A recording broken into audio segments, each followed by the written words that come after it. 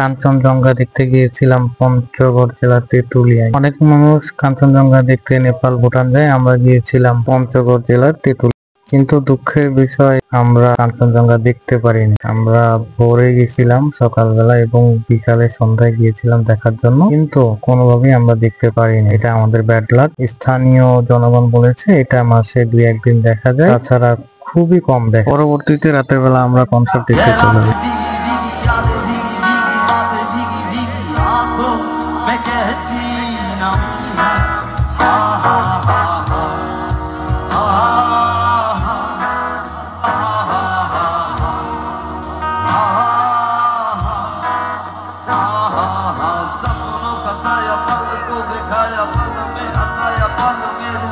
फिर भी ये कैसी गमी है,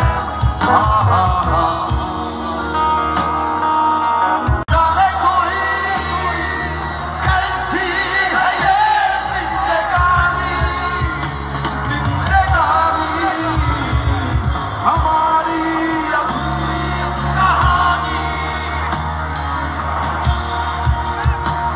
ना जाने कोई कैसी है ये जिंदगानी, जिंदगानी हमारी अधूरी कहानी। तुमरा আসসালামু আলাইকুম, সবাই কেমন আছেন? আশা করি ভালো আছেন।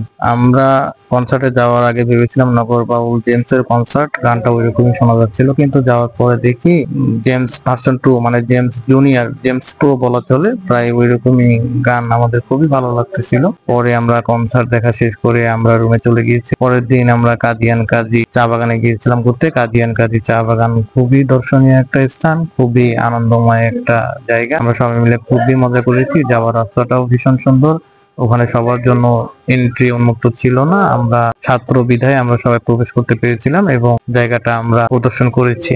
চা বাগানের ভিতরটা আমরা দেখার পর আমরা চলে গিয়েছিলাম চা বাগানের বাইরে। চা বাগানের বাইরে যেরকম বাংলাদেশের চা বাগান আছে, সেরকম ইন্ডিয়ার কিছু জমি আছে, তারাও মূলত চা বাগান করে থাকে, মানে চা চাষ করে থাকে। তারপরে আমরা চলে গিয়েছিলাম বাংলাদেশ ভারত সীমান্তে। সীমান্তটা দেখতে খুবই সুন্দর। বাংলাদেশ এবং ভারতের বিএসএফ এবং বিজিবি সীমান্ত পাহারা দিয়ে থাকে। তাদের চাকরিটা খুবই কষ্টের। আমরা তাদের সাথে দেখা করেছি, তাদের সঙ্গে আমরা কথা বলেছি।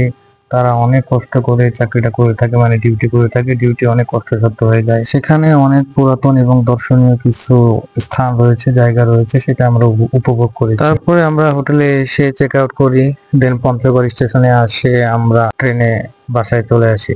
এই ছিল আমাদের পঞ্চগড়ের জার্নি। ভালো লাগলে সবাই লাইক কমেন্ট করে দিবেন। ভালো থাকবেন। আল্লাহ হাফেজ।